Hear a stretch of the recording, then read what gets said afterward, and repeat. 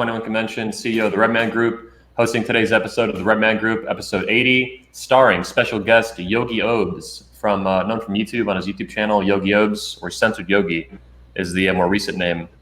Also on the panel with me today, I have regular panelist DDJ, that is Doomsday Jesus from MissAndreToday.com, and Steve the Dean Williams from TheManMindset.com. I'm from 21 Studios at YouTube.com/21. And Yogi's the special guest today. Gentlemen, thanks for joining me. Thanks for having me on. Thanks. Fuck yeah. Sure thing. Yogi, by the way, has some internet connection issues, so his audio is good, but the video might be a little bit behind. But he looks looking great anyway, so fuck it. So, like last week's episode that focused on Stefan Molyneux, today we're going to focus in on Yogi Oabs. He'll be our, special guest. Where's that audio feedback coming from? You guys hear that? I do, but I don't know where it's coming from. Yeah, I wonder if I can mute you guys. Steve, can you mute yourself? Is it going now? No, it's still there. That's weird. Okay, it's not on my side. I can't hear anything. It went away I now, don't hear yeah. anything either. Yeah, it went away. Okay, yeah, cool. I'm muting myself, so there you go. Okay, I'll mute you. Anyway, so Yogi, let's focus in on you, man. How did you get your start on YouTube? You have about over 50,000 subscribers. You've been following, you said before we started the show, the Manosphere for a little bit under a year now. So how did you get your start on YouTube, and how did you end up finding the Manosphere? Like, what drove you to find it? Yeah, sure. And first of all, thanks for having me on. It's great to be here. So I do remember I was aware of the 21 Studios actually when I was in my pickup days, but I wasn't aware of what the red pill was, I think, until last year. And I guess I wasn't crawling certain forums and YouTube channels, but I guess I got my start because I just started, I don't know how the videos got recommended, but I, for whatever reason, thought the philosophical aspect of learning about female nature all of a sudden interested me, because I guess I was more blue pill growing up, just wanting to be the nice guy. And I eventually learned the flaws of that, but I never really entered the dominant masculine frame that I'm in now. Not that you always have to be dominant, but one where you're comfortable being that way, being a certain way around women and earning respect from them.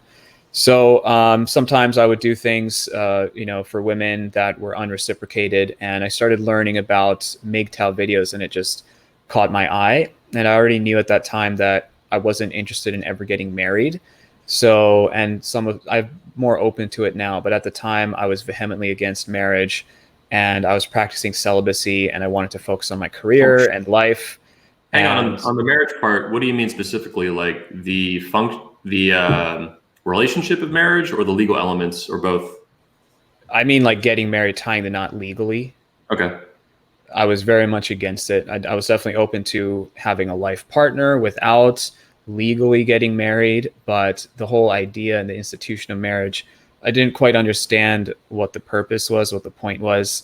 My parents had a failed marriage. They were arranged, but they were very incompatible, and they would have been better off without each other. And then the whole MGTOW thing, all the negative stories made me enter this state of negativity as well around marriage, and some of that has healed, but it also had to do with my own, I suppose, struggles in medical school, where I was suspended. And one of the reasons, without going into all the details, was, in my opinion, male discrimination due to feminism. So I started becoming aware of the whole world of men's rights and men's issues. And it really struck a chord with me based on my own story. And I just felt there was a lot of truth to MGTOW, the red pill, and I just wanted to learn more. Nice. So what of your videos on your channel, what have a lot of these focused on? I know one of them was Make Society Great Again. You have a lot of anti-feminist apparel all over your channel, which I love. That was we did an interview months ago, and that was a lot of fun. Yeah, that was before I had the apparel. So sorry, what was your question? So what have you focused on in your channel? What's been important to you? I know Make Society Great Again was a thing. When I went on your channel for the interview, we were talking about Make Women Great Again, things like that. Yeah, I suppose initially I was talking about MGTOW, but in the very beginning, my theory was that if there must be a way to rebalance this relationship between the sexes that many allege has been decimated by feminism, which I would agree with. But I do think it's important not to go to extremes with it, because I think there are people doing it successfully. But obviously, we know what the divorce rate is, what the percent is, and how it's kind of a joke to talk about cheating among women. And so my focus was understanding this thing called female nature, and also express my own ideas and develop my masculinity and just keep learning about stuff. And the one core element that stayed the same was this idea of making society great again, that there may be a lot of truth to traditional values and the way things were done. And the question is, can we get back there, or at least what can we take from that and apply it to our modern lives that could benefit it? So that's been the main theme, I would say. And then lately I've been becoming more tradcon, because I've been seeing the value in traditional relationships. I'm dating a very traditional Christian woman right now, and she's opened my eyes to a few things, and it has changed some of my perspectives. But ultimately, I would say traditional values, exploring what that is and how it can apply to our lives, is the main idea. Okay. So when you found the manosphere, you mentioned that you were kind of raised blue pill and things like that. What has been the most shocking to you since finding the manosphere, finding the red pill manosphere, like more specifically?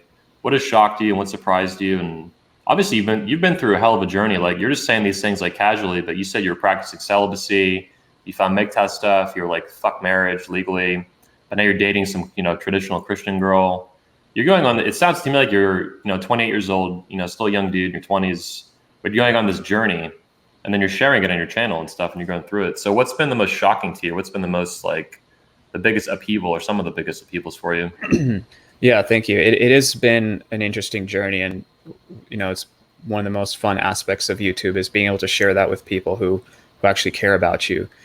And the most shocking thing was learning that women have an agenda where they benefit from us in a certain way, whether it's some kind of material way, whether it's our genes and so on, and they are designed to extract wealth, whether it's genetic wealth, material wealth, from men and society. That was the biggest red pill that made me rethink my relationships. So at first, my reaction to that was to become a little bit skeptical in a bitter way, in an unhealthy way, and say that, it's not good that women like looks. And so I made a YouTube video when I was still specifically discussing appealing to the MGTOW audience, where I said, if she's into you for your looks, run. And I've changed that now, and I've just Damn. Yeah, but I've changed that now, because I've just accepted that, look, there's a program. It's not her fault. We can blame evolution and whatnot. And we could also blame things like Tinder, Hollywood, for taking this program and saturating people's minds so that it's like a super stimulus. So people might be looking for too much of one thing, of course. But there's a program, and my challenge now is accepting this program and figuring out how to deal with it. And I think that's where we go beyond kind of the red pill rage, and figure out how to live our best lives as men. So there's two things I want to ask you on this. One of them is, like, can you talk to me about your audience? I know that when I went on your show, or the interview we did, you had a lot of female audience, which was surprising to me. Because then you're putting out like MGTOW videos and shit. So can you describe to me your audience makeup, independent of the censorship and the banning bullshit, which everyone has to deal with on YouTube at this point, who has anything controversial to say? Yeah, the audience, a lot of the MGTOWs are saying that I've been appealing to a female audience. But what has really happened is, I made a video on December 31st of last year, and I said what I learned about female nature in 2018. Later, I said why this 43-year-old unfollowed me, why this 43-year-old viewer unfollowed me. And she found out that I was getting red pilled and so on. And I eventually said that old women have lesser value. And this was a woman that would constantly send me kissy emojis. And it was supposed to, she was a viewer of my health content, of my other brand. And she's sending me all these kissy emojis and being all sexual. And I did not lead her on in any way. And I realized, wow, she's single, and this is what these 40-year-old women do. You're her little boy toy she's chasing down off YouTube. Well, and here's the dirty little secret about a lot of MGTOW content creators, and this is myself included, is that there are a lot of women who will like down low follow you and try to have conversations and relationships with you behind the scenes because they can't land a man and they're trying to figure out how to do it. So they're trying to go after MGTOW guys as like some kind of weird desperate dating strategy or some crazy shit. Like a niche market, basically. You're saying, yeah, that's interesting. Yeah, it's super niche. Or are you saying they're trying to learn from these men to figure out? No. They're trying to hook up with them. I know a lot of MGTOW content creators, and a lot of them behind the scenes have told me that a lot of these chicks will do this, and they're the craziest chicks out there. They're the most dangerous chicks out there. That's fascinating. Because I have noticed myself as well. Sometimes women will say, "Oh, I find you interesting," and there just seems to be a little more to it, and you have to be very skeptical. But interesting in the fact that they haven't sucked your dick yet. That's kind of what I mean. Yeah. So what happened was I made several videos. Another one was Christian women shamed for wanting to please husband. Her name was Sarah Teresa, I believe, and she's very much just believes everything the Bible says. But what female viewers started realizing, I suppose, is that there's a better way to live your life, and that although I was criticizing people, I was always trying to offer solutions. I've always done that in the MGTOW videos since day one on the birth of Yogi Oabs, I suppose. So the audience in early January was 93% men, and then a few months later it was like 60-40 men, women. Wow. So there's a lot of women following, and I introduced them to Miss Midwest, who is a Christian wife. She's married, and she discusses marriage and being feminine. And these women are interested in how to be better. And many of my viewers have reported to me that their relationships have improved, that they're attracting better men, masculine men, from learning to stop being bitchy cunts and be more feminine. And they're okay with me saying stuff like that because they can accept that, that happened and there's a better way to do things. So Yogi, when you found, the manosphere and the red pill, you mentioned some things that were shocking to you. We talked about that a few minutes ago. But what have you found that you disagree with strongly? Or what do you think like the red pill community gets wrong, or the manosphere is screwing up, or something like that? Yeah, that's a great question. I think this is an area where a lot of discussion needs to be had. There's a lot of really good debates on many sides. For me personally, I'm curious what life would be like if we weren't in such a gynocracy, in this feminist society. And what I'm curious about is, okay, what could things be just as good for women? Like, we give them bank accounts, we let them drive cars and vote, but do they always just want more and more and more and more? Like, how do you enact some type of control over a woman? So what I'm trying to do for myself is connect to my masculinity. And what that showed me is that there are some themes that I feel intuitively very strongly about in how to have a successful relationship long term. And that's something I'm working on in my current relationship. And I think one thing the red pill, and I don't think the red pill, they do acknowledge this. I mean, that's the whole point, is how to get better with women. But I think the focus is a little bit too much on sex. And I'm not against that, but my focus is on the relationship between man and woman. And I think casual sex, I do think there's a little bit too much of that today, way too much of it. And we might even be seeing, an epidemic of disease in the future. Who knows? There's a lot of crazy things going on. Actually, let me jump in here real quick. There's actually been, according to the CDC, there's been an STD epidemic in the United States since 2011. Wow. Yeah, and Tinder started around then, I believe. Yeah, right around then, yeah. I didn't get on until later, like 2016. But yeah, when I got on, it was fucking. Yeah, I've had some scares off Tinder. So. Yeah. So I think if you look at Reddit, when Reddit defines what the red pill is, they talk about it's like a sexual strategy, and that's dope. But I want more than that. I want what is a strategy to really feel the feminine from a woman and be masculine around her. And I'm not trying to be like a tradcon who's all about pure monogamy. I don't even know if I can handle that myself. But I do think there's a lot of value to waiting longer to have sex, maybe not till marriage, but just a little bit longer. So I've gotten away from the whole hooking up lifestyle as well, for a variety of reasons. And I guess that's one of the main areas where I do think a little bit differently from the red pill, because I do believe in things like astrology and MBTI personality types, and that there's something called true compatibility. But I've seen people like Rollo and Ryan Stone talk about how that doesn't exist. MBTI is a fairy tale. You can't vet a woman. They're all the same, so on and so forth. What I find interesting is your age and your youth. You're still a millennial, I think, right? You're just right on the edge of it. No, you're millennial. Yeah. I'm technically a millennial, I believe. Yeah. But you're interested in traditionalism. Like, you've gone through this little journey very rapidly, it sounds like, in the manosphere, and finding these different communities and ideas and all that. But yeah, you have this interest in traditionalism that was not, in my generation, that was not apparent. Or not, I mean, we're the same generation, but I'm a bit older. And women too, in particular, and men older than me, it's not been a thing until recently. So seeing you kind of, put all these things together in your channel has been really interesting to watch you do that. Yeah, for me, what's the opposite of traditionalism? What else do you have? It's okay, we can try to do things on our own.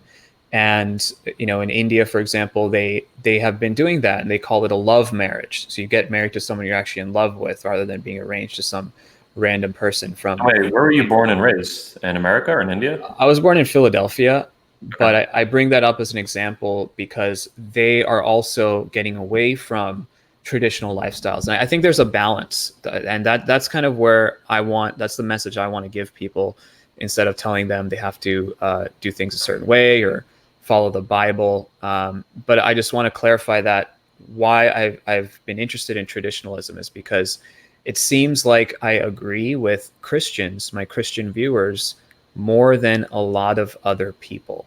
And they're not right about everything, but it just seems like there is a lot of value to their message, to the way things were done. And so that's why I feel like we need to return to it. And are you a Christian yourself? Or no, else? I'm not Christian. I'm never, ever, ever going to become one. I'm technically an atheist, but I don't tend to agree with atheists on a lot of issues. But technically, I am, because I don't believe in like some kind of God as a higher power. I'm the same way. I'm technically an atheist, but yeah, the amount of shit that a lot of atheists say is like, a lot of them too are like very abrasive towards religious people. Yeah, they attack them, they criticize them, they mock them, and it's like, dude, I can say the same shit about you. So that's cool. What are some of the biggest videos in your channel, like the things where you've helped your viewers get through things or stirred up controversy and things like that? For sure. I'd say one of the biggest videos. I'm looking at it now. Why I don't date Instagram models. Yeah, I was just about to say that. I think that was one of the more important ones in attracting the female audience. And it wasn't deliberate. I just wanted to say, I just want to be straight up with people. Is I believe there's something called natural beauty, and you have to have a healthy body fat percentage. So between 20 and 25 for a female is probably ideal, but not 18, not bikini slim, NPC bikini physique fit. I think any guy that's attracted to that is not connected to nature. I think he's very confused. And I've actually been saying that for years. I had Jen Selter, the real Jen Selter, follow my old health Instagram, where I would have these posts of befores and afters and be like, oh, look, before you looked hot. Now you look like a man with abs. It's disgusting. And she followed me. So a lot of women were triggered by that, and they wanted to understand, what I'm talking about, how to be the best version of themselves. And the relationship coaching niche for women, it's a huge industry. I mean, there's a lot of guys doing it, but that's not me. So that video was one. Another one was that Jordan Hunt guy who kicked some pro-life protesters. And I think that, a lot of Christian people like that video. It was funny. I did a little skit in that video.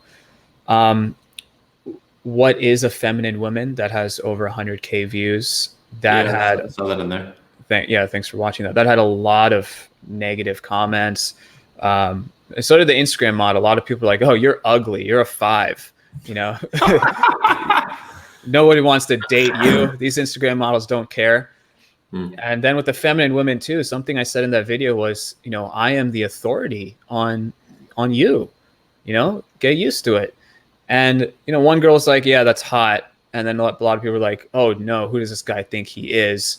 But deep down, they all kind of can sense the patriarchy in that message, that they need to listen and follow, and their life will just be better in a certain way. Because there's a FOMO. These girls have a FOMO, like, oh, if I don't do it that way, if I don't listen to a man, I might screw up. But it goes away when you see other girls doing it. When you see that it's okay to be a slut. And for those of us, for the older audience, FOMO is fear of missing out, right?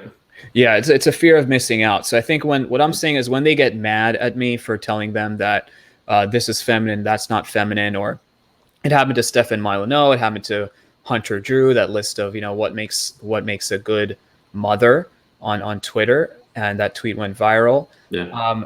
There's something in the back of their minds that where they know that they're meant to kind of follow a leader, a strong leader, and they have a fear that if they don't, maybe they're screwing up. And it was the same phenomenon in the video I made, Christian women shamed for wanting to please husband.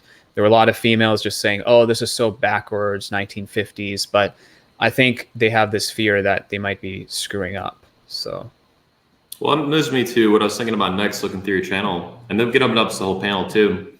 So you've done, I think, several videos on how feminism has fucked up women, which I'm sure the attack on femininity and things like this. So how do you think feminism has affected women versus men? I mean, the man part we can discuss later, but more specifically on the women. And this is open to the whole panel. Like, how has feminism affected them? Let's say it's millennials and Gen Zs, keep it more specific. Like, what negative impacts? Yeah, do you want this, if someone else wants to chime in? Sure.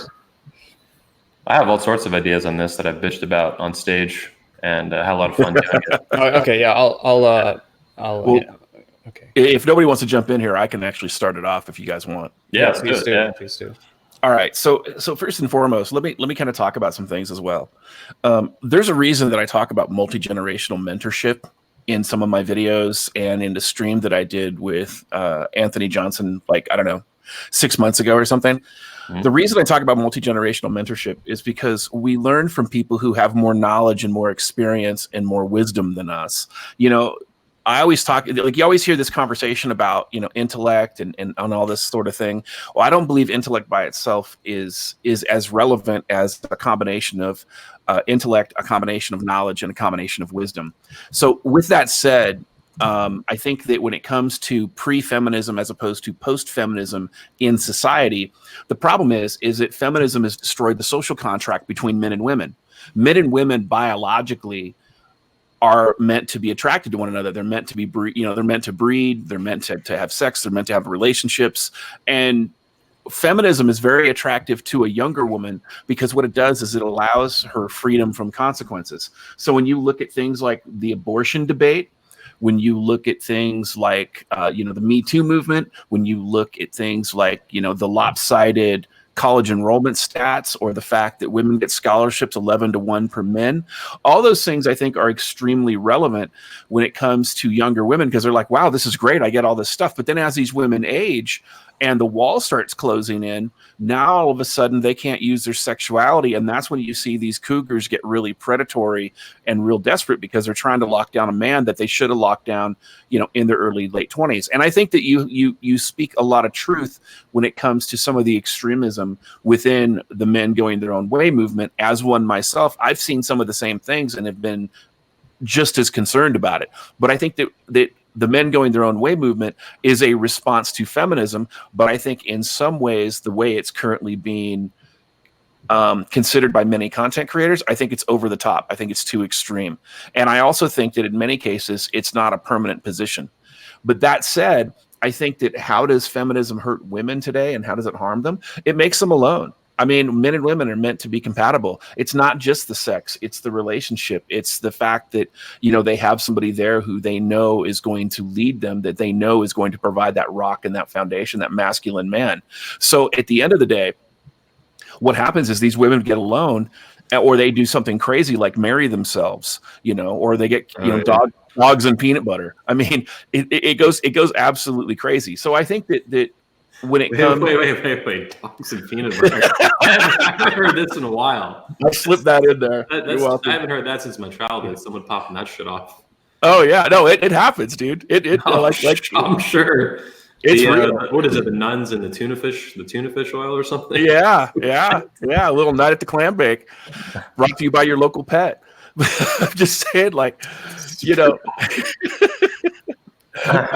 I'm just saying, like, you know, when it comes to these things, these women need to have solid leadership. They've done studies even amongst feminine women, and they find that women would rather follow a strong man when it comes to politics and when it comes to management than they would rather follow a strong woman.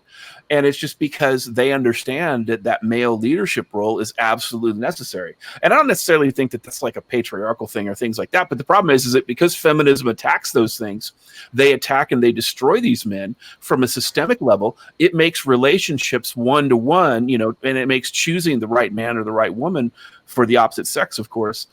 It makes it a lot more difficult. So that's my thoughts on it. Yeah. Well said. Steve, obviously you focus on men like 99% of the time. Man, motherfucking mindset. But I'm gonna go the whole. I'm not metal. No, I don't believe in that. So I'm gonna go on the other side of the spectrum. So, as a man, keyword man, I don't look. I know we know as men, there's a Me Too movement. So outside of messing with the woman at work, to a man, there's no really thing as feminism because I don't understand how guys are not getting women. Women love sex. They love dick. That's the bottom line. They love being with real men. They are tired of these men acting like women, bitching, whining, moaning, complaining, and acting like victims. The problem is that a lot of guys think they can't get women because they want to do all these, like, again, all these man-made movements during the internet. Again, y'all gotta understand, I came before the internet, so I'm not a victim. I will never be a victim. I'll always be accountable for myself. I don't believe in feminism. It doesn't affect me. It doesn't affect the men that I hang out with, because just like you, what we were talking about before the show, that's how it is. When you walk into that building, you see nothing but spandex everywhere. And that's everywhere you go. Women wanted to be with real men who don't blame, don't whine, don't complain, but are men. Women don't want to be with guys that act like women. And the reason why women don't want to be with most guys is because all these guys are jumping on YouTube, jumping on all these platforms of all these cults that sit around there and have these cuddle parties and tell them it's okay to be this and it's okay to be that, instead of being honest with these guys and saying you're the problem. Get your bootstraps up, get your spine out the backyard, attach your balls, and be more responsible. Women want real men, but I mean, again, I'm on the other side of the spectrum. I don't see feminism. I don't have a problem with women. I've never, the people I'm with, there's plenty of women everywhere for every man. No problems with guys that are married, no problem with guys that are in a relationship. As long as they are men, they don't have these issues. Now, again, like I say, I'm just on the other side of the spectrum when it comes to all this, because I don't see it. So that's why I can't follow, because on my side of the spectrum, as a man, women want me for what I am, for what I say, and who I am. Me taking responsibility, accountability, and I don't blame anything. If when it comes to, like I say, the court systems and the family and all that other stuff, nobody ever wants to take the accepting that maybe they were the ones that fucked up. Maybe they were the ones that when she talked to him, he was so weak and soft that she was like, okay, I'm gonna treat him like a bitch. He knew that. He still married her. He still had a baby by her. And then he gets bit in the ass. And then he wants to cry about it later on. See, but a lot of people don't want to talk about that, Anthony. A lot of people want to talk about the when everything happens afterwards, but they never want to talk about the first domino. So when it comes to feminism, dog, I'm on the other side of the spectrum, man. I don't see it, but I know, yes, women control the market as far as cosmetics. Women can, yes, put you in jail by saying that you hit her, and women can screw you in court and family things. I believe all those things. But as a man, they don't do those things to me because they know when they get with a real motherfucking man, they can't get away with that bullshit. Yeah, I could support the idea that men don't take responsibility for stuff when they should. I mean, it's an interesting dynamic because everything in the world is your fault according to feminism and women. Well, not women, all of them, but a lot of them that are influenced by feminism. But yeah, I agree. There's a lot of responsibility to be taken, and it's hard to have that level of self-honesty. We talked about that maybe like 2 weeks ago, I think, on the show, or was it last week? It was recently. Yeah. Yeah, I would say that we are. I've actually said this before, that we're at fault for helping create feminism in some ways, with things like abuse and so on, and just being overly controlling. Because I think if you truly love a woman, you do have to let her free. But one idea I like is, a strong man should let a woman free, but never let her loose, because there should be some kind of balance there. So would you like me to answer my thoughts on how feminism could be affecting young women? Absolutely.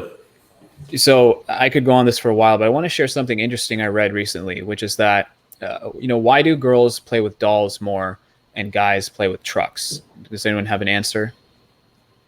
I mean, I've seen the issue discussed many times. I don't have anything particularly interesting on it or unique. Yeah. So one thing I've read is, so a boy sees a truck and says, "Okay, this is for boys. I'm a boy. Bingo." Girl sees a doll. She says, "Oh, cool. This is for girls, and I'm a girl, so this works out." But then when there's a discord between what you're seeing and your identity, then you don't know what to do.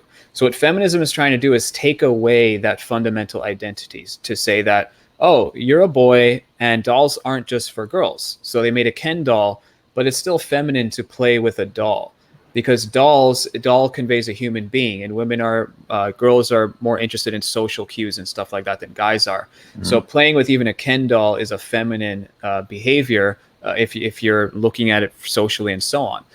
So what they're trying to teach women now is that, okay, I can be strong, I can lift weights, I can have biceps and have lean delts and stuff like that. All of things that were associated before. Just to clarify what you're saying here, though, the doll is human-based and therefore social versus an object like a truck. What you're saying is less social, a little toy truck or some shit like that. That's, if I'm understanding correctly, what you're saying? Yes, exactly. So okay. There's a theory that the toy choices people use are dependent on how utilitarian they are, how much they apply to other activities in your life. So playing with a truck, or like a construction truck or a car, it's more relevant to things like construction or changing tires and getting familiar with the workings of a machine. Whereas with people, looking at dolls, you're getting more familiar with people and social cues, and that's something women develop at a younger age than men. So that's the theory there, and they want to change that. So they want to say, oh no, boys can wear pink, boys can be, not that there's anything wrong with wearing pink, but just stereotypically that's feminine. And they're trying to change what's called a schema. So when you look at things, you don't say, oh, this is male and this is female. No, it's gender neutral. We have a gender neutral bathroom. So what that does is it creates this social experiment where people with a certain anatomy try to do things that their anatomy is not designed for, and that includes their brain. And why do women graduate at a higher rate now than men and get more scholarships? Well, the scholarship's obvious because a lot of the Title IX bureaucrats are feminists, but women are better followers than leaders. And I haven't seen feminists discussing, why aren't men, graduating college as much, talk about how, we aren't as good at being subservient and following orders. We have more of our own mind, our own way to do things. And the college system doesn't always really foster that. So it's my opinion that, women are better followers, and that's why they're graduating.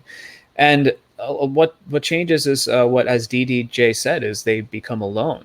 As women earn more, their earning potential increases, their dating pool tends to narrow. And I've spoken to women who claim that they would still respect their partners if he earned less than her. But I do think there may be cases where women split up with a man because she starts earning more. Yeah, like stats don't support that. They'll say that, but I think the stats are the opposite of that. Well, I think that's when women say that, I think that's a dating strategy. And don't get me Yeah. wrong, I also talk about this in another context as well. And I think Steve can kind of associate with that. And that is that, you know, when you're talking about alpha males, obviously I'm talking about it from a contextual standpoint. But to me, there's three types of alpha. There's your financial alpha who makes a lot of money. There's your social alpha who has a lot of, you know, social credibility. And then there's your genetic alpha who, you know, the guy's just basically an Adonis and he's very fertile. And I think that sometimes when it comes to these women, right, they'll like, well, I don't need him to make a lot of money if he's alpha in one of these other two areas, because she's still attracted to him because he's still a real man. You know what I'm saying? Yeah. But I want to say two things on the action. Okay, the doll thing and what y'all saying right here. Now, when I was growing up, we had this thing called action figures. Now, I never played with a Ken doll, but I played with action figures because as boys, we played with toys, no matter what it was. We didn't play with any female dolls. But I think the issue and problem here is that, and this is where I humbly disagree, is that these are toys. This is not life. That doll or whatever I'm playing with, that's not life. That's not what's going to happen when you get out into the real world. This is a action figure that I'm playing with because I'm either shooting them or flying them around and doing what kids do. So I don't feel like dolls or excuse me, action figures hurt boys, because I'm the antithesis of action figures. I play with action figures and I turned out to be a great man. So I disagree with that. Steve, when you were young, action figures were a new thing, right? It was a big controversy, I think, when they came out. Well, Star Wars. I remember it's like in '79 when like Star Wars, when they had Darth Vader and the Stormtroopers and stuff like that. That was around '79 for me. But as far as the thing, and I see what they're saying with the feminism thing, but as a man, I don't care what an ant thinks because I don't relate to the ant. The ant can say whatever it wants to say. The woman can say, well, I think a man should be this way. She has every right to say what she thinks a man should be. It's the point of, do I agree with and do I follow what she's saying? Because women can say everything they want under the sun. I've had millions of women tell me, you're an asshole and you're such a mean person, and why can't you be nice and sweet and kind but still have their face in a pillow and their ass up in the air giving me sex? So I think the issue that we're having here is that and I guess this is why I'm on the other side of the spectrum. Women can say anything, ants can think anything they want, so can birds. It has nothing to do with me. So I don't listen to the noise that has nothing to do with me, because that women are allowed to do that. But I think the problem is, Anthony, is that these boys are following it because they have no sense of manhood, and they think that what they see on TV and the radio and the news, Anthony, they want to follow that because they want women. So they think in order to get a woman, I've got to bow down, cow tip, and all the other stuff. And last thing I want to say, as far as women making money, her money doesn't make you a man or not. And if she has a problem, look, listen, if a woman makes more money than you, so fucking what? As a gigolo, when I was making $4.35 an hour and I was smashing women making six figures, I didn't care about how much money she made. As long as when she pulled up in that car, she got out, I got in, I was driving. When she was with me, no matter if she was in a board meeting or around her husband or whoever she was with, when she was with me, she knew her place at the table. She knew how to shut up, submit, serve, and give me sex. So that's what I'm saying. I'm on the other side of this because that's why I was saying I don't understand feminism, because it has nothing to do with me as a man. That's all I'm saying. That's just what I want to say on that. Okay, let me clarify something. So the point about action figures goes along with what I'm saying, because the idea here is that the toy you play with that kids choose is based on activities they're better at. So you're talking about playing with an action figure, which is more in line with masculine behaviors, flying it around and doing something involving action. Playing with a Ken doll is like playing with a grown-ass Instagram model, right? That's not a feminine thing. So what you did is still quite masculine, and it's not a counterpoint to what I said. It actually agrees with what I said. Right, no, a Ken. Right, I never played with Ken dolls. Yeah, exactly. So you're fine. You're fine. Yeah. As boys, we knew that. As young boys, we knew we ain't playing with no Ken doll. Now we'll play with the Stormtrooper, Luke Skywalker, Darth Vader, or Stretch Armstrong, or Evil Knievel. I mean, I'm old guys, so don't judge me. I was But more of a Planet Wars guy we'll myself. play with those, like GI Joes, Transformers, GoBots, Voltron. But we never touched Ken because we knew Ken was a cake, so we never touched Ken. Yeah, so I didn't clarify that when I mentioned this. So that's a good point. And one thing I want to mention about the last thing you said about women not respecting a man earning less. I guess in my head I was thinking specifically about marriage, because a guy might fear that if a woman starts to earn 3 times more after 3 years of marriage, would the risk of divorce go up? When it comes to sex and stuff, it's more about attraction and masculinity. But when it comes to taking a risk like marriage, that's where I would personally be concerned for guys. And I think that's where feminism could make women more alone. So. Yeah, well, there's no risk in divorce. See, that's why, again, I'm going to the other side. There's no risk in marriage and there's no risk in divorce when you're MAN. Because from the moment she meets you, she knows she cannot dangle her pussy, her body, and her attitude over your head, because as soon as she does, she knows she's gone. Either she is going to fit in your narrative, ride on your bus, or she's gone. See, money doesn't make the relationship.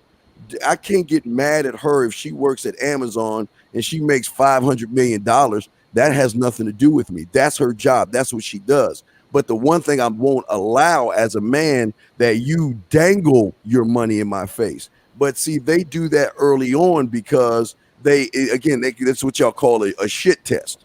So again, I know I have guys who are married, who have been married for over 20, 25 years, no problems with their wives. Their wives are making not 3 times, maybe 2 times more than them. And they are being quiet, massaging, cooking, cleaning, and not giving any arguments or problems. So I don't want, the last thing I want to do is I don't want to scare these young men into not being married. Marriage is a good thing if you want to create a legacy or have a relationship. But I just don't want these guys to be scared not to have a relationship with a woman that makes more money than them, because money doesn't make you or break you as far as a relationship. What makes you weak is when she knows that you apologize, that you have no spine and you have no balls. You don't know what a relationship is. You don't know how to make her feel sexy. At that point, she's going to say, well, why am I with you? I make more money than you. I can find someone better. See, at that point, but again, that goes back to the man. I just don't want, I'm just saying from my side of the spectrum, I don't want to scare people who might be listening to this that might want a relationship and say, well, never mind, I don't want a relationship now because if she's making more money than me, then I don't want to be with her. That's not true. Money does not. I think that's a really good point. The man makes the relationship. I think it's a really good point. Money doesn't make you less of a man if she's earning more than you, and if you know how to lay it down mentally, emotionally, physically, then she's going to respect you. Just the one point I wanted to make is that it's clearly shown that as women earn more, their dating prospects go down because they're designed to kind of trade up. After the fact, if it happens, if everything is established, yeah, I agree. I think your message is absolutely great. Guys shouldn't be deathly afraid of marriage because of statistics like this. But I do think we need to talk about the themes here. And as you said, there's a way around it. So, yeah, well, I want to say, okay, here's the thing. If I'm at if I'm at a club, this has happened a lot of times. If I'm at a club, I don't know how much money she makes. I don't know what her job is. I have ran into accountants, lawyers, doctors, CEOs, and presidents of companies. It doesn't matter. See, that's what I'm trying to, and I'm not trying to nitpick, but I'm just trying to be real with you. When I meet a woman, her financial situation, what she does at her work is none of my business, has nothing to do with me. And the problem is that I don't want guys to feel like if I meet a woman, I have to ask her, well, what do you do for a living? Oh, you make more money than me? Well, I can't mess with you because you're going to trade up. That's not true. No, I agree, but you're talking about like sex and stuff. I guess I was thinking more about marriages. So I would agree with you when it comes to casual sex. Well, no, I'm not. Well, I am talking about marriages because sex is part of marriage, as far and also relationship wise. It doesn't matter. I don't know. She's not having a neon sign over her head that says, I make 6 figures. They don't do that. You talk to them. You establish to see if the two of you are quote unquote compatible. If you're not compatible, you're not. But if you are, you are. Money, when you put money into this, it scares guys off. And I'm just saying, on my side of the street, I don't care about how much money she makes, because as a man, she can never dangle money in my face, no matter if I meet her from the beginning, if we're dating, if we're living together, engaged or marriage. She can't. Yeah, but after you have sex with her and you decide you want to have a relationship, she's going to ask more questions, because compatibility is about all the other things that happen after sex. So, gentlemen, yeah. Let me kind of interject a couple things here. I think when it comes to the dating market, and I think when it comes to the initial piece here, I think Steve the Dean is absolutely correct, because I can tell you this right now. When I got custody of my 2 older kids, I was riding the bus. Okay, like they just got dumped on me that day, and I was like, holy shit, what do I do? I was in college at the time. I was riding the bus. I didn't even have a car. Like, I was going to college on financial aid. I was doing what I could do to get started, right? And I was still smashing. Like there was no issue. I'd be like, oh, it's my bus stop, ding, and then I'd go off and get laid, and then get back on the bus and go back, or she would drive me home. So like when it comes to the dating market, I would agree with that wholeheartedly. Now on the other side of the fence with that, when it comes to long-term relationships, and again, while I think that Steve the Dean speaks a lot of truth, the statistics show that a woman is more likely to get divorced if she earns more than a man. Now that said, in the United States, 55% of all American adults are married, and the divorce rate is going down, but it's not going down in proportion to marriage, because marriage is dropping as well. So the divorce rate's about 47%. But I agree with Steve the Dean completely. DJ, what would you say the reason is for the wealth, the income disparity there, though, with that, like what it's causing with that? I mean, I think no, it's really what it is it's hypergamy. And I don't think that hypergamy is a red pill truth. I think it's a biological truth. And so when I say hypergamy, when a woman is looking to hook up with a man long term and she's pregnant, she needs that man to financially support her during the pregnancy, because she can't do it herself. So she needs to be able to. Now that's less true today, given the way the job market is, because a lot of women, like Steve the Dean says, a lot of women are making a lot of money, so they're with that man for other reasons. But the reality is that if that man can provide the safety and security while she's pregnant having that child, she's more likely to stay with him, because she needs him to provide for her and the kid when she can't necessarily do it herself. So biologically speaking, I think that's what spurs some of the divorce rate, is because if that man cannot be that provider, he cannot be that rock, and he cannot be that security that she needs, like Steve the Dean is talking about, then she's more likely to leave him regardless of how much money he earns. Again, it's not necessarily, I don't want to call it frame, but really what it is, it's about a man taking care of his responsibilities as a father and as a husband and as those types of things. And if a man can't do that to her expectations, that's what ends up creating the problem. Now, I also need to say that there's another element here. And the element isn't just the male-female relationship. The other element is that women are getting a lot of messaging that are telling them that they need to destroy their relationships. And so you see a lot of articles written by women who are like, this guy loved me. He was the perfect dude. I should have stayed. There was nothing wrong with him. Now I'm fucking alone with dildos and cats, and swiping on Tinder. So I think that there's a couple different, I think it's a little bit more complex than either what Yogi or Steve has talked about, but I don't think that inherently they're wrong. I think what's happening is that they are having two separate conversations, because when you're talking about the dating market and when you're talking about what you expect when it comes to a woman and what you're looking for and the traits that you need to have, I think Steve the Dean is absolutely on point. I also believe that if you follow his advice, if you're looking for a relationship, you're going to have less problems down the road per se, with the one exception that if she is chameleoning or if she's mirroring, then you have to be aware enough to see that and to cut her loose before that happens. On the flip side, I think that when it comes to Yogi and his particular aspect, when it comes to the long-term relationships, in many cases, I think that he's absolutely on point there as well. But on the same token, I do believe that with Steve's issues, when he talks about you got to take care of your responsibilities, you have to be the security, you have to be the rock, you have to be doing your own thing, you can't be cake, you can't be a grass-eating lion. I think those things are absolutely true, and I think they insulate you at some level from divorce. But I also think that, at the end of the day, I always say this on my channel. I say, the relationship is over when the investment stops. It's not when the parties part ways. Well, if you give the woman value and you tell her that you expect that value in return and that she needs to invest and she understands that you're going to leave if that doesn't happen, she will be more likely to invest than if she feels like she can walk over you. Right. But DDJ, check this out. Okay. I understand what y'all saying about the statistics of divorce. But again, I'm trying to take it one level below that.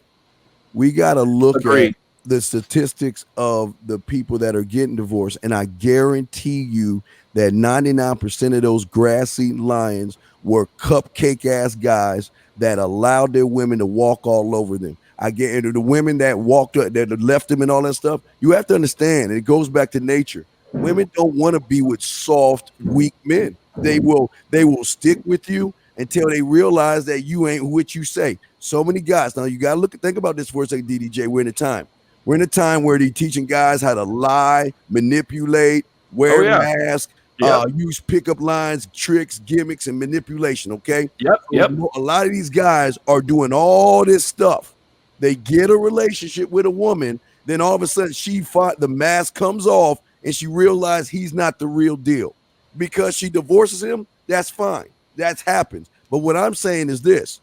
I wish a woman would try to threaten me. See, the thing you said is right about what you're saying, DDJ, but the key thing that a lot of guys I think missed in this is that me, for a man, as soon as she tries to disrespect me, we talking or she's gone. But what they will do is marriage counsel, or they'll go to their loser ass friends and say, well, don't worry about it. All couples fight. That's how relationships are. Just let her get her way and let her do this and let her do that. And don't make her mad and don't upset her. Right. Happy life. Be cocked. All of a sudden, they want to get mad later on.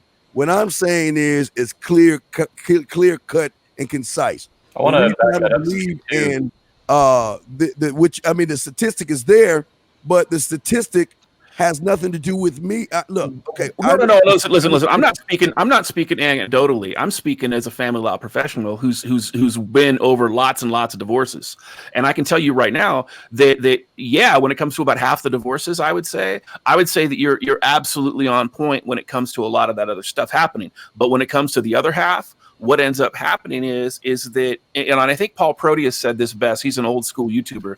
He says hypergamy floats. So, like, say you're a guy who's successful in your alpha and everything else. Once that woman gets used to that, that's when she's going to start shit testing you. That's when she's going to start doing those things where you have to kind of keep her in check. And if you can't keep her in check, one of two things are going to happen. Either one, she's going to go behind your back, or two, she's going to fall into line. And it's a 50-50 chance on either one of those things. DJ, that's where you say wrong. She and she. Guess what? I say fuck and fuck her. Guess what? I don't care how long we in a relationship. As soon as you disrespect my name, who I am, we have a problem. I agree. Can I ask you, are you married? Because that's what I'm saying. Okay. I think that's where the problem is. A lot of guys give these women leeway. And because they have leeway, that's where they don't respect you. And yes, that's where they go outside the marriage. And yes, that's why they do these things, because these men have no sense of self to say just like a company. When you like a football player got cut from the NFL today, when you can't make the roster and you can't help or benefit me, then you are gone. I am getting rid of you. And that's what makes you a man. Not sitting around and letting her walk all over you, then divorcing you. Then you want to have a pity party afterwards. And that's not. So if you're married for like 10 years or so, what would be your approach to dealing with disrespect or something like that? And say you have a couple kids, because I think it's a bit more complicated. I would assume. Easy, because guess what? I'm married for 20 years. So I've been married for 20 years. I don't have problems. I've never had a problem in my relationship. So, but I'll be happy to tell you that the reason why my woman is not going to try to disrespect me because we have kids, because she knows from the get-go, I don't care if we are 20 years today, 20 years now, and tomorrow she disrespect me, I'm gone. Let me say it again slower. I'm gone. There is no, well, honey, I'm sorry. Well, let's try to make it work. And baby, what can I do to make it? No, listen, I'm a man of options. And that's the problem with a lot of guys. They don't have options. So they feel like they got to stay in and be beaten, battered, and abused. I will always have options as a man. But my woman knows that, if she messes up, I'm gone. Period. I want to move on to a more serious topic. I feel like we keep going on this thing forever. Mm-hmm. That was interesting though. So 6 months ago, Yogi, you put out a video, why I stopped sending girls dick pics. Let's talk about dick pics. I'm a big fan. I wrote, a joke. The art of the dick pic. I never put it out, but girls think I write it all the time. It's funny because it says Amazon bestseller on it. So they always go to Amazon, they search for it and they can't find it, of course. But it brings me endless amusement. I actually have toned that down a little bit in recent months. I really was going overboard with that for a while. But what are your thoughts on dick pics in relation to masculinity and dating today and hookup culture and all that shit? I'll say this. Still open whole panel too after he goes. For sure. I discovered pornography when I was 12. It was an accident. I was doing a science project. The internet was unfiltered. And I guess ever since then, I associated my sexual pleasure with images. So when I first got a camera phone, this was before the iPhone, I took pictures with it sometimes when I was horny. And then I sent it to some random girls in high school. I didn't even know them. There were a couple twins, these Asian girls. And they didn't know what was going on. They texted my friends what was happening. And I kind of repeated this pattern with other people. And then eventually I learned that only happened just that time, I think. Every other time I was able to get some kind of interest from the girl. And it just turned me on to do it. And I'm not against it. I mean, I think you can, if you're into photography and whatnot, you can take artful dick pics and make them exciting and interesting. No, it's a thing. I know. I'm aware of it. Yeah, I've used it quite well. I guess for me, Bumble still allows you to send pictures actually as a dating app. Oh, it does? Oh, okay. Yeah, which is amazing. Maybe it happens there. For me, it was more just getting away from just the whole sexualization of everything and wanting to practice. I tend to go to extremes in life, so this might be one of them. But I wanted to practice feeling sexuality without resorting to pictures and sexting and dirty talk, because I think most of our sexuality today, and this is one issue I think I have with the red pill, is it's too much in the genitals. It's not coming from the heart and the mind and the soul and things of that nature. So what happened to me eventually is I could, with my game and stuff, I could just have normal conversations, and the sexuality is all in the background. There's nothing crude, there's nothing sexual up front, but that it's all there, and it happens. And I learned to feel, I understood what that felt like, and I just realized, okay, maybe I can get away from the phone and using images to, associating sex with images and stuff like that. And now when I see nudity, which is rare, it doesn't do anything for me because I quit watching porn. So it doesn't do anything for me. What turns me on now, I would hope it's a more natural process, but getting to know someone, my girlfriend, and I feel interested in her sexually from being around her, bonding with her. And then when I touch like that, that's enough. That gets it going. I don't need to see nudity and images and all that. So I really toned down a lot of my own sex drive from the psychological standpoint, especially as association with images. So I'd say that was the main reason for me. I didn't want to get into the whole image thing because I felt like we need to get away from porn. That was probably the main reason. Okay. Well stated, man. These are the same issues I've thought about for quite a while now. Well, I would say probably the past 6 months, revamping what I do with these sorts of activities has been kind of like you. I'm going through a journey of what I want to do. And I think the way you put it too, with crude sexuality and sexting and dirty talking, these things, that's like a pathway to be successful with women. I've done this repeatedly. A friend yesterday was telling me that I'm really good at getting girls like super amped up over the phone, whether it's pictures or just dirty talk or both or whatever. and I get them to like literally show up at the door and then fuck them in like 10 minutes flat. And that's been exciting. It's like sports, right? It's like little pickup Olympics for me. But eventually you do this so many times and it's like, all right, what else can I try? And see, I've been looking at actually very similar ideas that you're talking about, toning things down, letting tension build in other ways, not just through my dick and my balls and her vagina. But that's a really good pathway too. And like, I'm glad I've done what I have because it's taught me how to navigate that pathway, independent of all the risks and consequences of sending dick pics on the internet. Yeah, when we associate sex with images and people are also sexually liberated, it's not that hard to get a girl into it and turn her on that way. So I think sex is becoming more or less the same in many ways. The most recent episode on my new channel, Yogi Oabs Reborn, is about the Call Her Daddy podcast. I don't know if you guys have heard of it, but it's an extremely crude sexual podcast. It's a comedy podcast. But it's two young girls. They're in New York, and they just joke about cheating on guys and just crazy things. They do offer legit like sexual advice and advice for people who are participating in hookup culture. Their audience is like young girls in college, basically. So a very young audience. Wow. It's like a thought parade. It sounds like. It is. I definitely check it out. It's really intense. Like the amount of promiscuity they're okay with. But when they describe sex, it sounds like, to me, it actually sounds vanilla now. It's really boring. It's like, okay, if everybody knows about this, like it's just boring to me. So they make it sound like a program, like, oh, this is just something you can do like with anyone. But when you connect more to your soul and your personality and you connect with somebody else, the sex becomes a unique vibration. So when you bring two waves together, they form a new wave. They resonate. If they're resonant waves. And that's what happens when you're with someone you're compatible with. There's like this new energy that comes out of you guys. And the sex should be related to that kind of energy. It shouldn't just be like a pattern a pattern that's predictable. And that's what happens when we reduce it all to genital stimulation. So that's kind of what I've gotten away from. And I'll just share a quick anecdote. The last girl I had sex with, which was over a year and a half ago, there was a really cool energy dynamic. It was really chill, very sensual, and it was unique. Just the way I did it was just very unique, the way we did things, and it wouldn't have happened if we had delved into sexting and stuff like that. We didn't have to do any of that. It was all just there in the background. So that was really cool. Huh.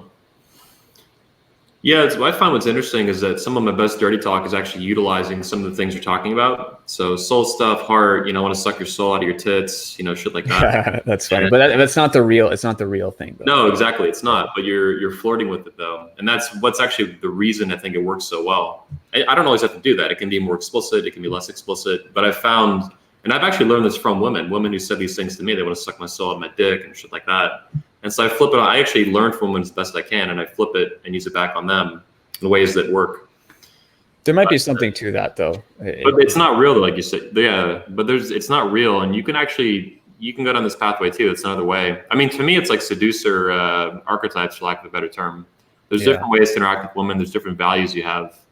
And I know some of the guys watching are going to disagree with how you're interacting with women, especially more hardcore red pill guys.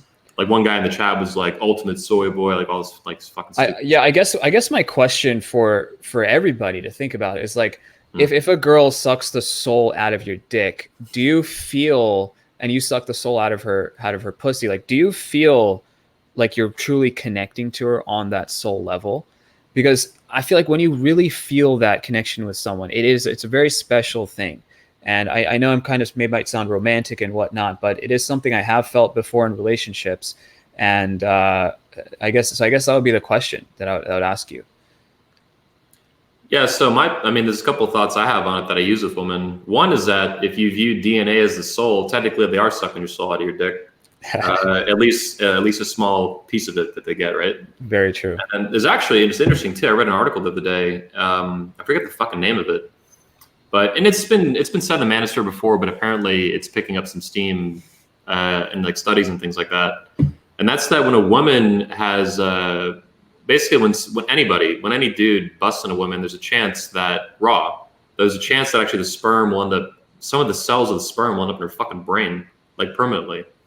Yeah, which is kind of interesting. Because they've done studies on this, like where does this come from in the female brain? Sometimes they have hypothesis that it could be, or theories, it could be from especially if they've had children. Maybe it's from, you know, like a son they had in the womb or something like that, or a male fetus. Yeah. Yeah, male fetus, or like twins, and then one of them died off real quick, and then there's only one baby. There's all kinds of mechanisms, but the sperm thing seems legit, and it's interesting because you've heard so many things throughout Hollywood and stories and culture, right? Like if a girl gets in your head, you know, you can't get out of your head, you get one-itis, you go fuck all these women. But for women, this happens too. They get alpha widow, they get hung up on dudes. And so I've been thinking about it, you know, what level this is just simple biology. There's literally like pieces of your soul, your fucking sperm, that are stuck in her head for literally years or decades. Anthony, so is he saying that I need to wait a year to feel her soul to have sex with her? I don't think so. I don't. Defend Molly. I'm trying to. 3 months. I'm not trying to be an ass here, but I'm. I don't think it's what he said. I'm just trying to understand. Yeah, no, so I gotta sex a year feel and a her half soul ago. for a year and connect with her on bonds beyond bonds to penetrate. What I'm lost. I'm not trying to be funny, but please help me out because I'm from the school, the old school of we were brought here to do one thing, and that is to fuck. Now, with that being said, when you get a lot of women, for me, I teach my guys, those that want to get women, to make it about time and not make it about sex. But with that comes sex. Women want to be with men. They are sexually attracted. Women masturbate more than men do. Women love dick more than men do. Women are nastier and filthier than men are. So are you telling me when I meet a woman, I gotta cuddle her and row in a boat while she's like twirling a umbrella on the pond for a whole year before I get to smash? Okay, let me clarify. So I said I had sex a year ago. That woman, no, we banged on the first meetup, but the point is there was there's a level of communication that happens on numerous levels when you don't just think about sex. So let me ask you, are you in love with your wife? I'm in a respect relationship. She loves me, but yeah, I'm in a respect relationship. Yes, I'm listening. Okay, but do you love your wife? I respect my wife. Yes. I don't do love. We don't do love. Get out of that love cake stuff. Yeah. And I think for a lot of guys, it seems soft, and I totally understand that. And I didn't love this chick I had sex with that I'm talking about. But when we get away from just thinking about sexual things from like the genitalia level and connect on a higher level, it could be an emotional level, spiritual level, whatever, you can really feel something in someone that is you communicate non-verbally in different ways. So how that translates in the bedroom is it's just going to look a little bit different. It's not going to just be like the type of sex you see in porn and the type of sex people talk about in dirty talk. And from my experience in doing something, I hope it doesn't involve pegging. Well, yeah, it wouldn't even matter. What matters is like how you do it. So whether it's pegging, whether it's no matter what it is, it's like what is the energy level between you and the other person. Okay, I'm real quick. How long? I'm curious. How long do I? Okay, I meet a woman, so I got to take off my claws and my fangs because I know I want to smash her. So I instead of wanting to look at her sexually, I want to look at her essence and stuff. So how long do you teach men they have to wait to put their claws and their fangs back on and smash? How long does one have to wait to have sex with him under which you're teaching these guys? You're a YouTuber analyzing these ideas. I don't know how much coaching you actually do. Do you do that? No, I don't teach men this stuff. So, but if I were to say that, there would be no set time. Obviously, I'm not against doing things the way you're doing it, but I do think when we watch porn and get really into having sex all the time, our fangs are on a little bit too much. And this is because, from my personal experience, I think 95% of sex drive is psychologically based. And this is based on from watching porn and seeing how that affects my sex drive from cohabiting with a female who's not on birth control and wanting to fuck her pretty much all the time. A lot of it comes from our brains and how we view sex. So when we get away from sexual imagery, get away from this sexualized culture, go camping, whatever it is, your sex drive might decrease a little bit. and then you're forced to kind of connect with humans on a different level and bond with them. So you do what you want to do, but this is more of just like a thought and thinking about how do you relate to people? How do you relate to specifically hot straight women that you would like to have sex with? Is if that's your initial thought, I think we're really missing out on another level of connection. So when I asked you, do you love your wife? I expected that might be difficult for you because not that you're not a loving man. I'm sure you are. Oh, I'm a great loving man. Yeah, I think you're a great loving man. But I think it takes a level of vulnerability to open up another side of ourselves to a woman, and I think that's also another discussion on how to potentially curb hypergamy gone wild, and that's a different discussion. Well, I can comment too that the manosphere overall is like very averse to vulnerability, and there's some good reasons for that. Like if you do it in the wrong ways, the wrong quantity, the wrong context, the wrong timing, it's fucking disaster. It's a huge turn off to women because it's venting in this like effeminate way. They don't like it. But there is a level of vulnerability that I think you're trying to tap into, and you're learning about it. And I'm supportive. I know some of the guys watching or whatever. Yeah. Okay. What I'm saying is, romantic, sensual, seductive, and smooth. Those things are earned by the woman. You just don't give that part of you away to absolutely. A woman. She's got to earn those things. But I'm sorry. I just think that we are forgetting that if you take away all this computers and internet and all this other stuff, we're here to do one thing, and that's procreate at the end of the day.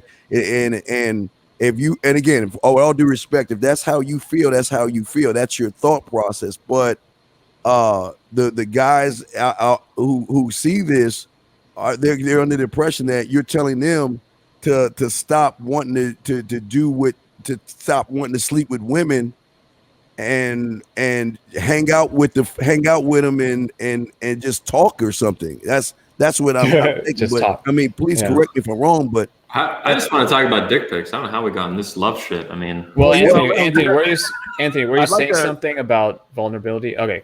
Yeah. Let me jump in here real quick. I think that when it comes to this sort of like the idea of sex, let's be real. And again, I got to go back to Paul Proteus because what he says is relevant here, and that is that no amount of conversation or intellectual knowledge or anything like that is going to get a man's dick hard.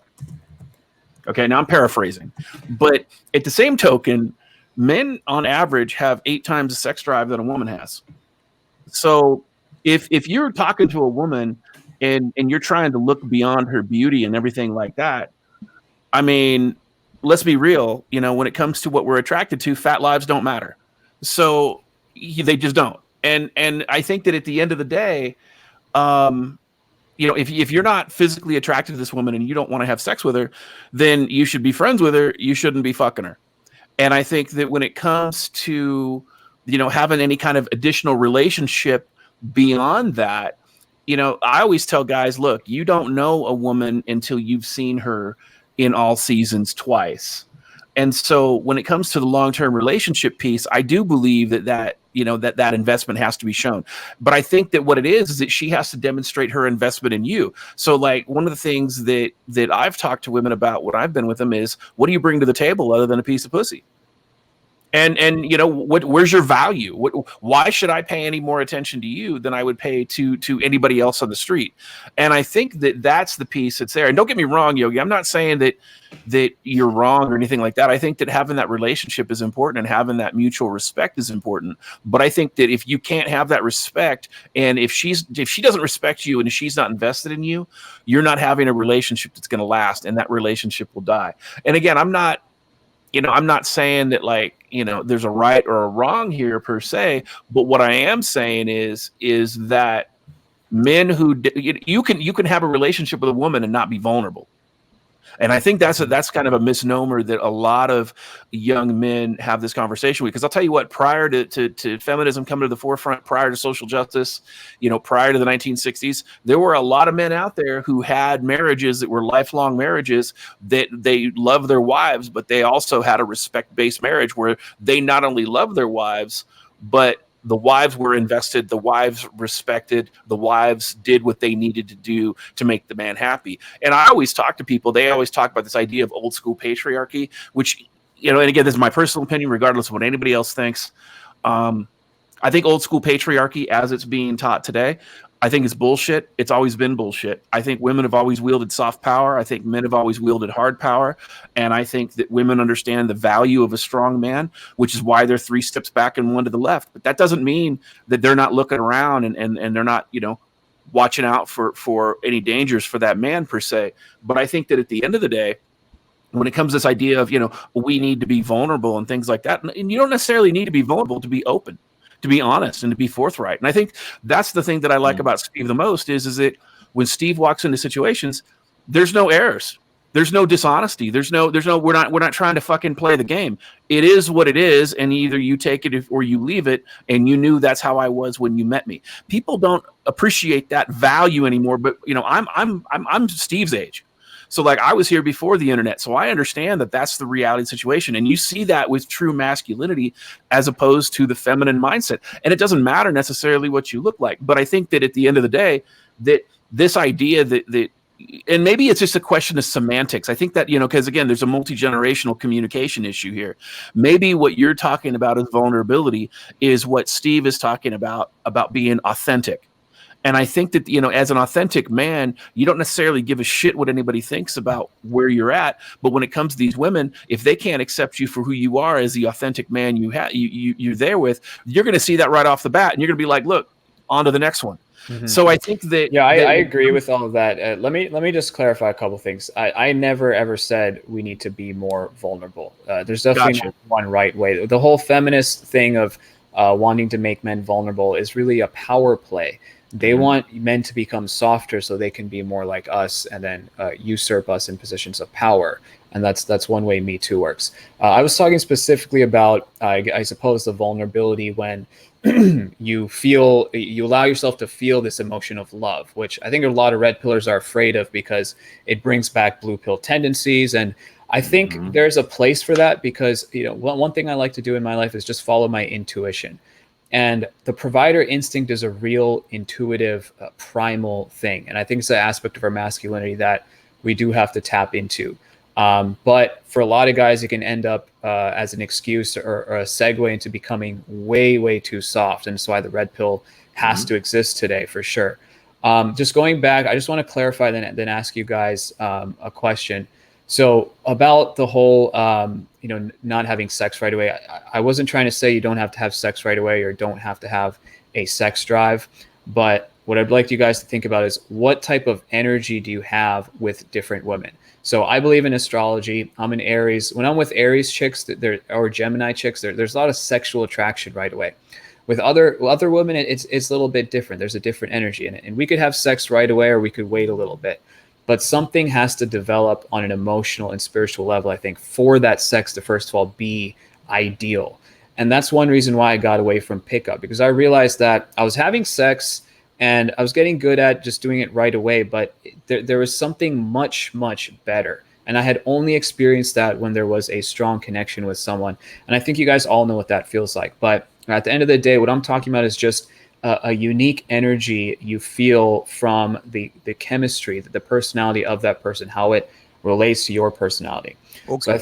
Yeah. With that being, I see what you're saying. Now, okay, if you want to go astrology, I'm a Leo, so I guess you can tell why I'm an asshole. Leos are the best. But anyway, what I'm saying is this. When I meet a woman, okay, because you got to understand, young man, I used to be a gigolo, so I was with all kind of women. I've been having sex since I was 13. She was 24. That was my first experience. I've been in the game since I was 9 years old. So please understand where I'm coming from. We call what you saying, we call it yak, having a mouthpiece. See, I don't care where the woman is, whether she's online, offline, in front of me, or on Mars. If I talk to her, I know how to make her laugh, smile, think, react. Because like I say, I write poetry. I tell guys to write poetry because that helps their sensual, sexual, and romantic side. I'm not saying that you got to be hard and all that other stuff.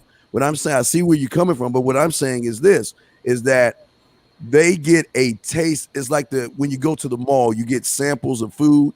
Well, when they talk to men like me, they get a sample of what it would be like, not for the penetration. I don't want the penetration, the physical penetration. I want the mental penetration. And then the only way you're going to get that is she's got to see you as a man, but when she bites the gold, it can't be fake. So you got to be all things. And that's what I'm saying. I think that's where a lot of guys go wrong. They don't know how to talk to women. Yeah, there's a time and a place for everything. I believe when it's that moment, you got to know how to talk that smooth stuff in her ear. You got to show her why she's investing herself in you. So I'm not saying just smash the woman, because I teach my guys it's not about sex, because when I first meet you, we're already having sex on a mental level. So I'm just letting guys know that I agree with that. Yeah, so it starts a long time get tired before of just smashing women. It gets boring after a while, and you look for something more. But what I'm saying is, when you look for more in you and not everybody else, then everybody else is going to want to know what's behind that curtain.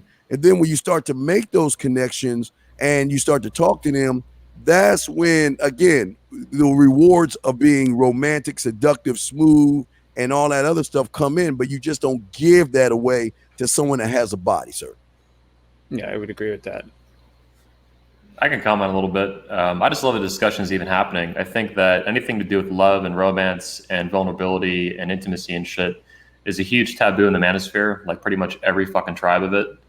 And I think there's a couple of reasons for that. One of them, Yogi hit on a little bit, and it's that, I think you're hitting on it, that or some variation of it, that men have been encouraged today to be so, oversharing, over vulnerable, and all this shit, too much, too fast, too soon, in these useless ways that they're worse than useless. They're counterproductive. They're a fucking huge turnoff. At the same time, like what I was getting at earlier talking about this, is that vulnerability in a masculine way that is, you have a command over it, and it's like it's a tool and there's a purpose to it, to connect and build intimacy in these things, right?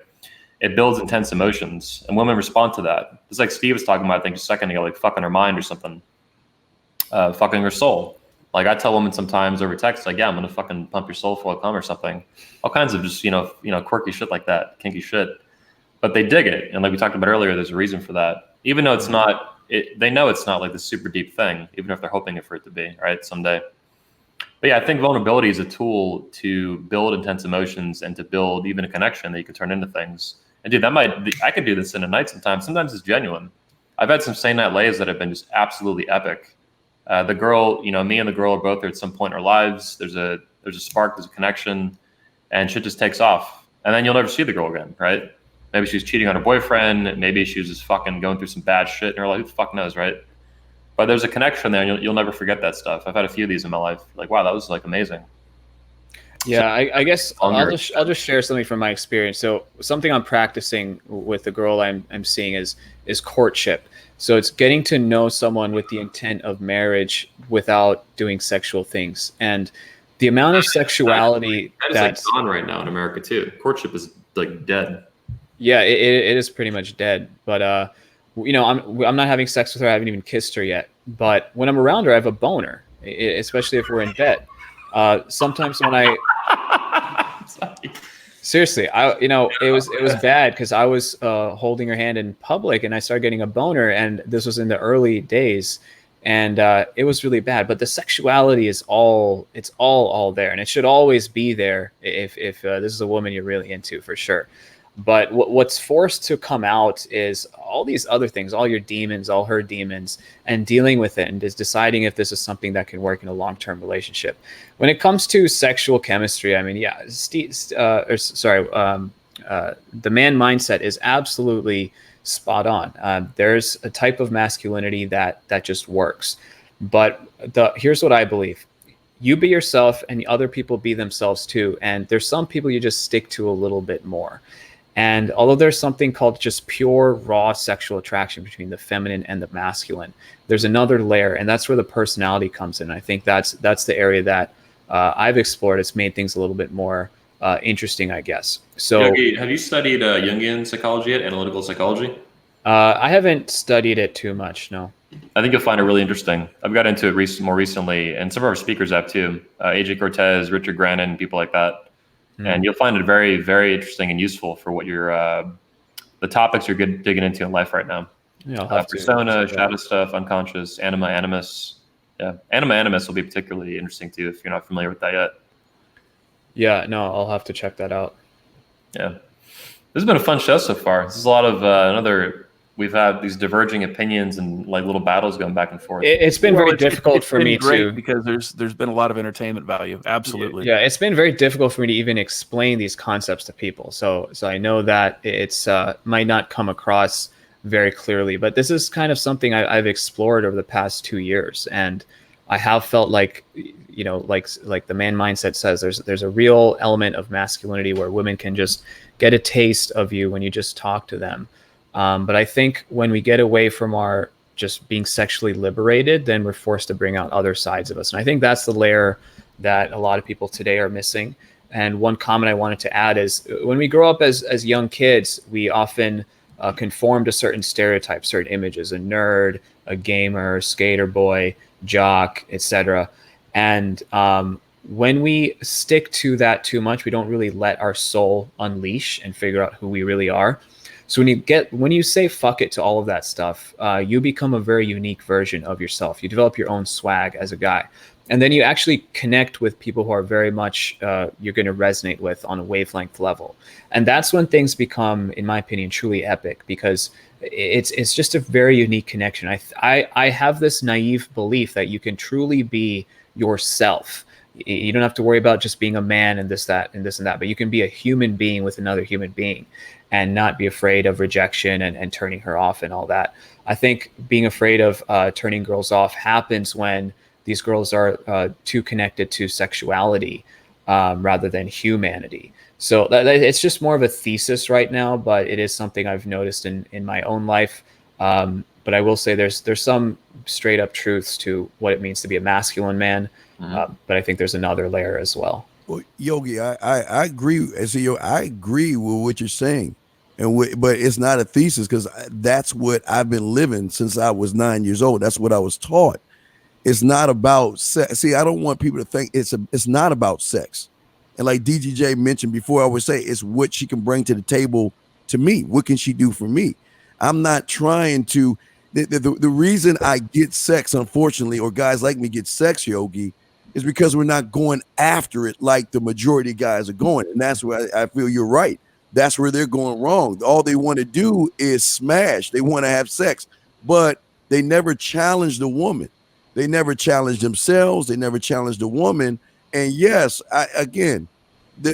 it's great being liberated and knowing who you are. You are absolutely right, because when you have a mindset that is for you, you're not worrying about life. If you notice that, I don't worry about what women think. I don't worry about what the animals think. I only worry about what I think. But also at the same time, when I meet a woman, you are lucky. This is your lucky day. You get to meet a real man. Finally. Now, what are you bringing to the table? Like GDJ said, what are you bringing to the table? And then on top of that, look, I don't need to sleep with you because I have options. And when she realizes that you have the options, that's why she wants to sleep with guys like us. I don't try to play games or manipulate them or anything like that. I just am honest with them. I tell them what's going on. But yes, like you say, I after a while, and I feel you on this. When you go through women like a hot knife through butter, after a while, you want more from women.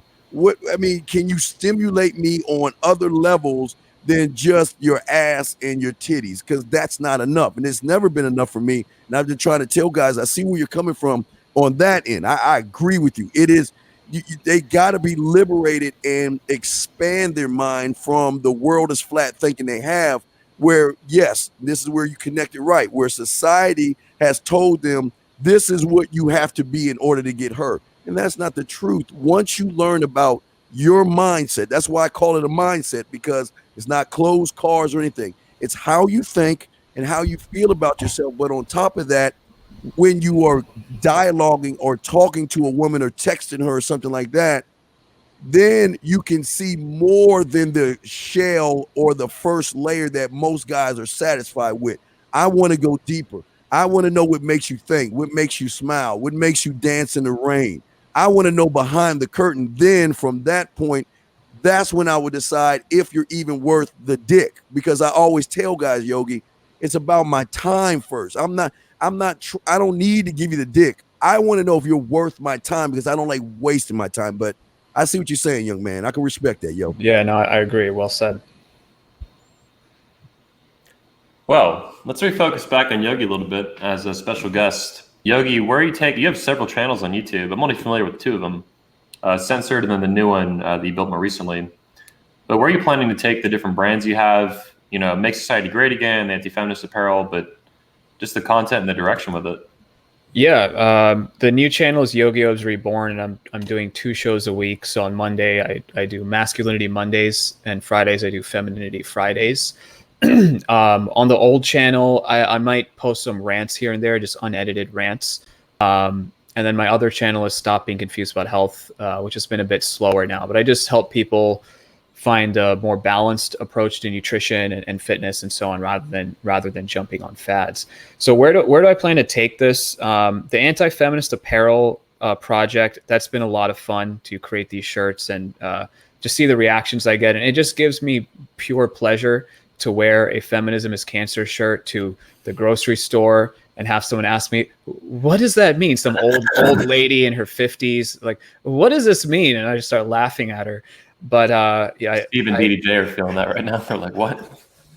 Yeah, no, so I have these shirts that say Feminism is Cancer, and I get a lot of reactions, very positive reactions from men, especially at the gym, and some women as well.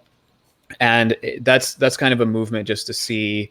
I'll be filming people's reactions to it and hoping to create a little bit of a movement off of that.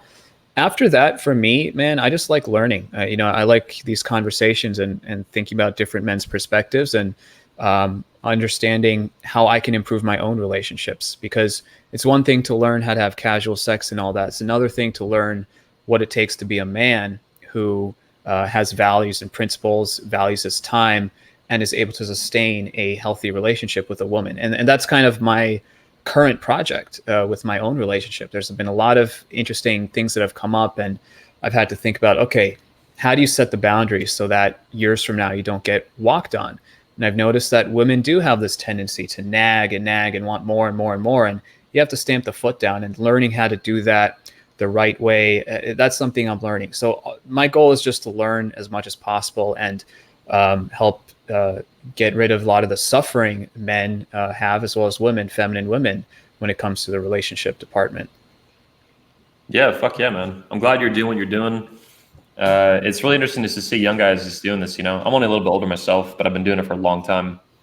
So, and you do this full time, your YouTube channels and these things, or you have other jobs with it too? Yeah, I do other things. I also do, I'm an independent journalist now for Reporterfy Media. They're a very new media company, but they've asked me to do interviews on the street. I'll ask people random questions that try to trigger them a little bit. Other than that, yeah, I do this full time. I'm working on some writing, some books. I also write poetry. It does feel natural to me to do that. So just a lot of things in the works, just trying to keep upgrading and taking things to the next level. Yeah. I'm rooting for you, man. I hope you keep kicking ass. Oh, thanks a lot, man. I appreciate it. Fuck yeah. Guys, we'll start running down the show and just kind of do a little roundtable. So we got Yogi here. DDJ, what you have coming up? You put out the lawsuit recently, which is a big deal. You put out a video on the Redman group as well for it. Yeah. So the lawsuit's actually moving forward. We actually have a court date scheduled to do. Basically, it's a scheduling conference, so we can figure out exactly what the procedure is going to be as far as timelines and things like that. That's going to be happening in early November, and then pretty much I'm going to go from there. I mean, I think that really it's just going to be. The lawsuit's going to be, it's a huge deal, and there's going to be a lot of time and effort put forth. I'm going to try to continue putting on a couple of videos a week. I haven't been doing that just because everything's been taking a lot of my time. But obviously these particular types of lawsuits are very expensive. And for anybody who hasn't heard about it, definitely check out the lawsuit on my website at misandretoday.com. Look for the Lewis versus Google article, and you can learn more about it. You can download the lawsuit, you can share it. And of course, there's a GoFundMe associated with it. But that's pretty much what I'm going to be doing for the foreseeable future. What about October? You got any plans on October? I do, but there's things that you and I should talk. But there's things coming up that there might be a little October surprise coming up. Yeah, cool. I'm looking forward to any surprises that involve October, right? Exactly. Yeah, Steve. You had your show last night. I heard Redline went really good. You and George Bruner were on together, yeah?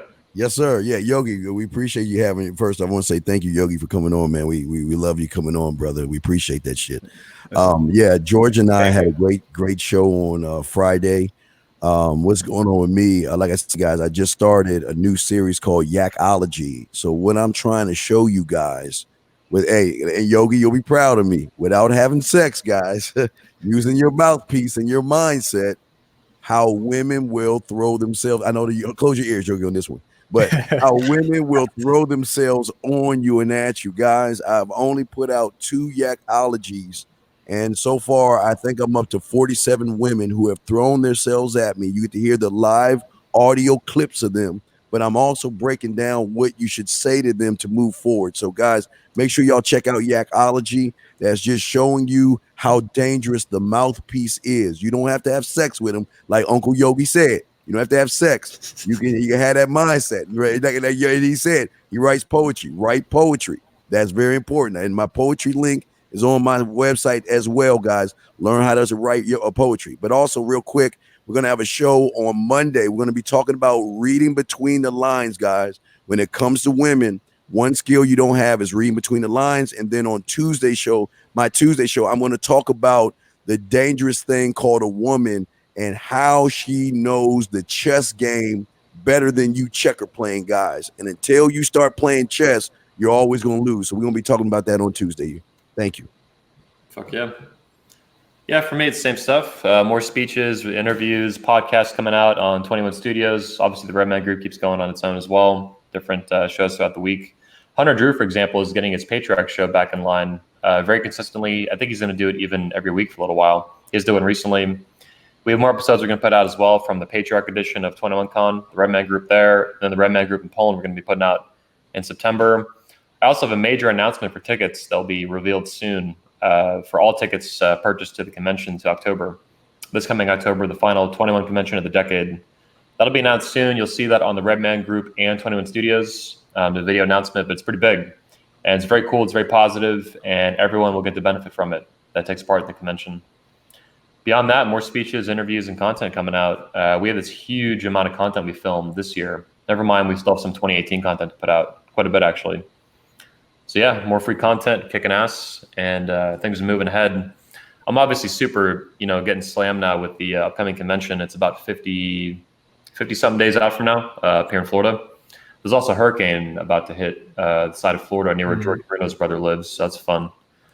But I'll be all right in my little castle dream, I call it. With that said, guys, appreciate you guys tuning in today. Everyone being on the panel today. Yogi, thanks. Appreciate your time being a special guest. Yeah, thanks for having me. Had a lot of fun. Fuck yeah. There'll be links to all the YouTube channels as well, guys, in the description. Once this video ends, they'll be updated. And tune in to next week's show at 11 a.m. on Saturdays, as well as the Red Pill Mindset on Mondays and the Red Line on Fridays and the Patriarch Show for fathers on Thursday nights. There's actually a self-defense one coming up. I think that's what Hunter was planning next. We'll have a Navy SEAL and he's going to invite retired law enforcement, a lot of cool guys for that kind of content for fathers. All right, guys, I'm going to end the broadcast. See you next time.